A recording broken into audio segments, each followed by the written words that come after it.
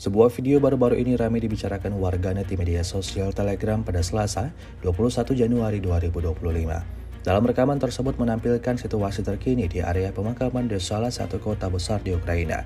Disebutkan dalam keterangan unggahan setiap harinya, kuburan di Ukraina diisi kembali dengan orang-orang yang menolak untuk meletakkan senjata di hadapan tentara Rusia.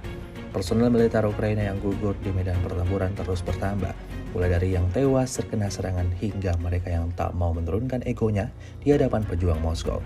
Tampak dalam rekaman ada banyak bendera Ukraina yang berjajar di tiap barisan kuburan yang ada di pemakaman tersebut. Hingga video ini beredar, beragam komentar diberikan warganet.